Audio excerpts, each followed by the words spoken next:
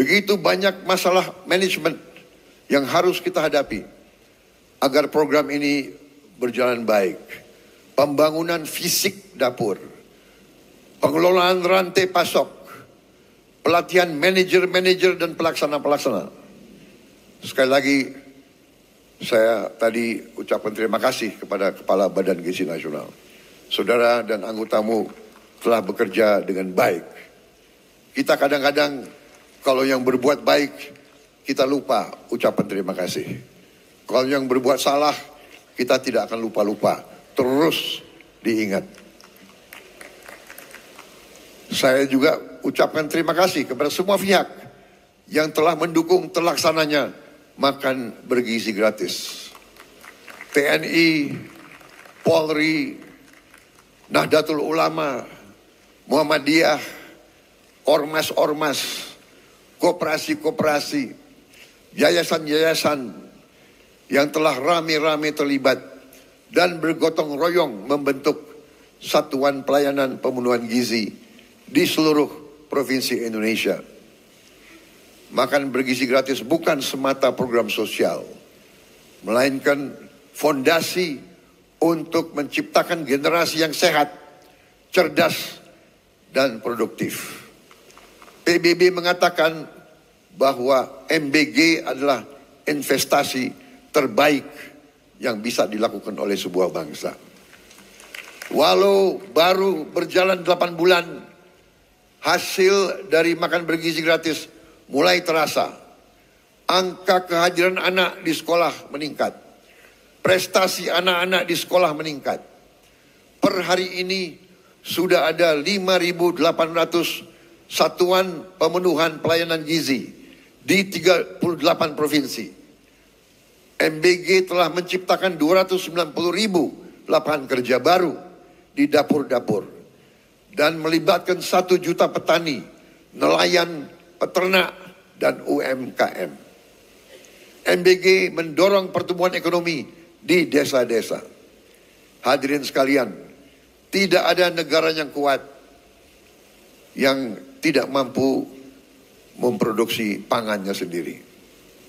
Oleh karena itu, pemerintah yang saya pimpin bekerja keras untuk memutus ketergantungan pada impor dengan membuka jutaan hektar sawah baru di Kalimantan Tengah, di Kalimantan Barat, di Sumatera, di Papua, dan beberapa daerah lain. Selain melakukan ekstensifikasi, kami juga melakukan intensifikasi. Kami mendorong produksi pangan di desa-desa. Kami memotong birokrasi penyaluran pupuk. Kita salurkan pupuk langsung dari pabrik ke petani-petani. Dan memberi bantuan alat pertanian kepada para petani kita. Kami juga tingkatkan harga beli gabah menjadi rupiah 6.500 per kilogram. Agar petani sebagai produsen menikmati keuntungan yang berarti. Hari ini kita surplus produksi beras. Stok cadangan beras nasional kita hari ini lebih dari 4 juta ton. Ini adalah tertinggi selama sejarah NKRI. Untuk pertama kali dalam puluhan tahun Indonesia bisa kembali mengekspor beras dan jagung. Saya perhatikan di mana-mana para petani tersenyum karena harga gabah stabil dan penghasilan mereka meningkat. Untuk melindungi konsumen Indonesia, pemerintah yang saya pimpin akan selalu mewaspadai kecurangan-kecurangan, manipulasi, penipuan, upaya penimbunan, dan menahan distribusi bahan pangan. Pemerintah yang saya pimpin tidak akan ragu-ragu. Kami akan selalu tegas pada mereka yang melanggar aturan. Mereka yang mempersulit kehidupan rakyat. Mereka yang cari keuntungan gila-gilaan di atas penderitaan orang kecil. Pemerintah yang saya pimpin akan konsekuen menggunakan segala kewenangan yang diberikan kepada kami dari Undang-Undang Dasar 1945 dan juga Undang-Undang Nomor 7 tahun 2014 tentang perdagangan, terutama pasal 107 Jungto pasal 29 ayat 1 yang berbunyi pelaku usaha yang menyimpan barang kebutuhan pokok dan atau barang penting dalam jumlah dan waktu tertentu pada saat terjadi kelangkaan barang, gejolak harga, dan atau hambatan lalu lintas bisa mendapat pidana penjara paling lama 5 tahun dan atau denda paling banyak 50 miliar rupiah. Hadirin sekalian,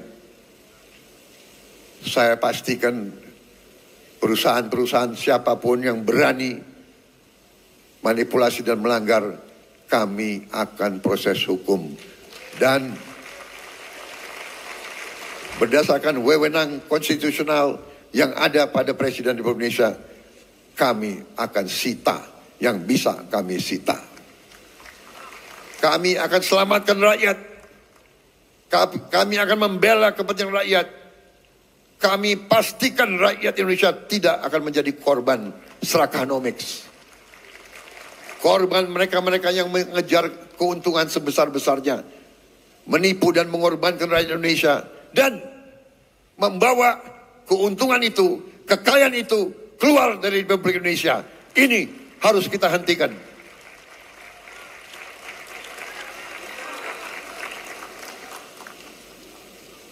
Selama saya menjabat Presiden Republik Indonesia, jangan pernah anggap yang besar dan yang kaya bisa bertindak seenaknya.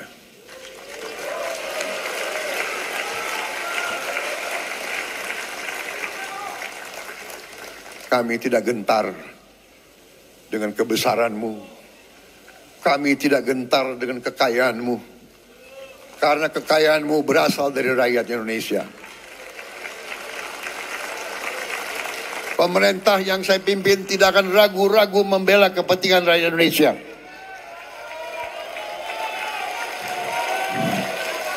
Kita akan gunakan Undang-Undang Dasar 1945 pasal 33 yang sudah sangat jelas. Cabang-cabang produksi yang penting bagi negara dan yang menguasai hajat hidup banyak dikuasai oleh negara. Ini warisan Bung Karno, ini warisan Bung Hatta, ini warisan Bung Syahrir. Saya yakin mereka berada di atas kebenaran.